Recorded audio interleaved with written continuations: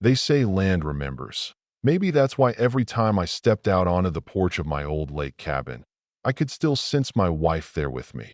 Even if it was just the way the floorboards groaned under my boots, or the scent of cedar sunk deep into the beams, or that soft, golden morning light filtering through lace curtains she hung up all those years ago. That place wasn't just a structure, you know what I mean? It was the last piece of her I could still touch. Something alive that no one else seemed to see. That I wasn't hunting for drama when I moved in after retiring from the Army Corps. Just wanted peace. Fishing, not phone calls, quiet instead of some HOA bake sale. I inherited that little strip of lakefront outside Willowbend Ridge, tucked just far enough past the HOA lines that I thought I'd found real sanctuary. The land itself predated the neighborhood by decades. My father's plat maps from the 70s proved that. Original surveys with hand-drawn notes and the kind of signatures you only find in county archives. I kept to myself. Kept my taxes paid, grass trimmed, and trails clear for the occasional hiker or nosy deer. The cabin had no internet, no satellite, none of that ornamental nonsense. Just a wood stove, a rain barrel, and a stone bench with my wife's name on it, the one she carved after she went into remission, though the cancer didn't stay away for long. And you know how these things go. The trouble never comes all at once. It starts with a letter. Dear homeowner, it said, stamped gold with the HOA seal. Wrong already. Inviting me to voluntarily review new aesthetic standards for the greater Willow Bend lakefront community. I tossed it. Next came another, then another. Each one less of an invitation, more of a warning. My cabin, they said, lacked visual harmony, had unpermitted structures, maintenance concerns. I kept the letters in a folder, but didn't respond. Should have. Maybe. Then came Karen Whitmore. Tall, always in a red windbreaker, clipboard like a badge, walking like every inch of grass was hers. She never waved, never smiled, just jotted notes, as if she was cataloging failures. Once, I saw her from my canoe, staring at my dock, phone raised for pictures. Next day, I got a letter about unauthorized shoreline alterations. That's when I pulled out the old maps, my land, my shoreline. Even the inlet valve for the irrigation system my great-uncle built in the 40s. And that water? It fed the HOA's own soy fields, leased out years ago. I owned the water they needed, but still, I kept my head down. Didn't want war. Then the paper trail got thicker, printed notices on my gate, a compliance officer showing up, trying to hand me a corrective action plan. I told him to leave, and he took photos as he backed off, building a case so they could escalate. But my land was outside their reach, and I sure wasn't about to go to a hearing in their clubhouse. One week, I went into town for groceries. When I got back, the clearing felt wrong. No birds, no squirrel chatter, just stillness. The porch was gone. My cabin leveled, the bench she carved, all of it. In its place, a yellow sign, structure deemed unsafe, removed under emergency action. Rubble, splinters, mud. Nothing left but silence and a laminated notice zip-tied to a post. I dropped to my knees, fists in the dirt, feeling something break open inside, something deeper than anger. This wasn't illness.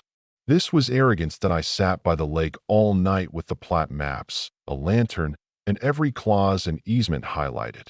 When dawn broke, I walked to the old irrigation valve and opened the lock.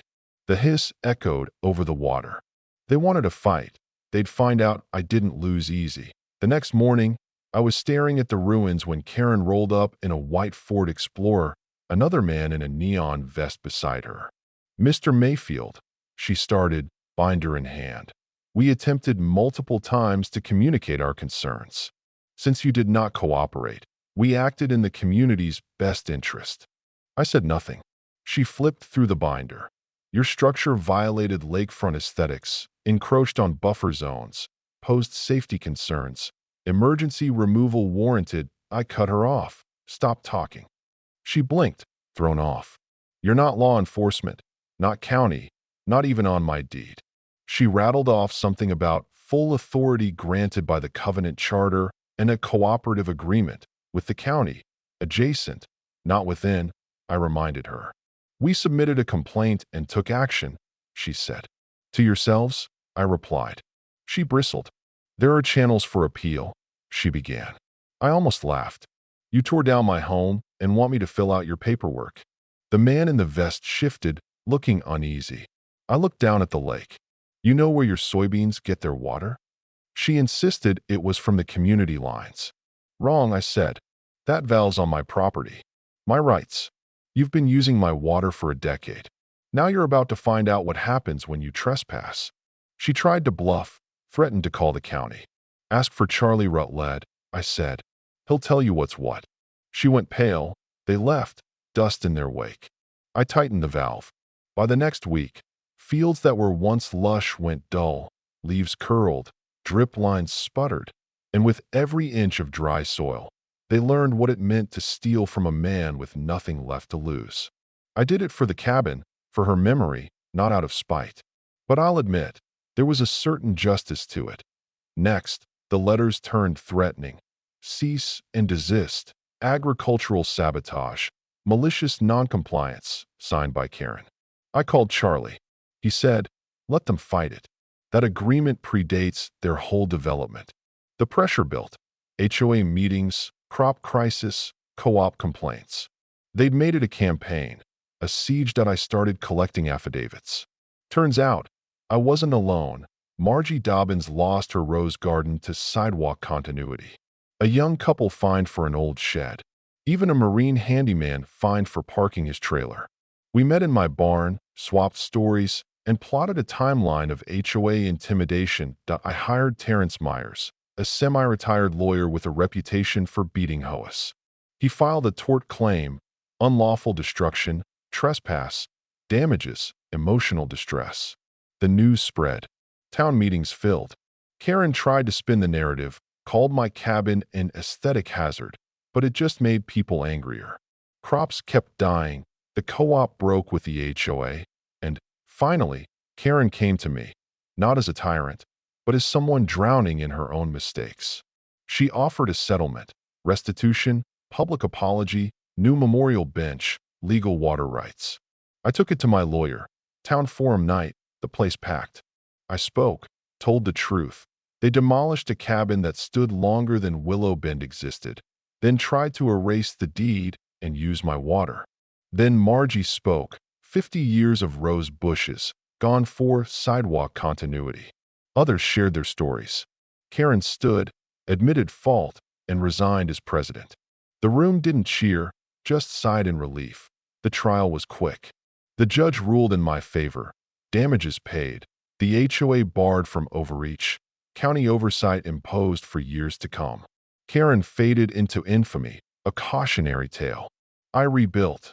Not a cabin, just a simple shelter and a bench, planted roses from Margie's old garden, rebuilt a footbridge with the handyman, and let the lake fill again.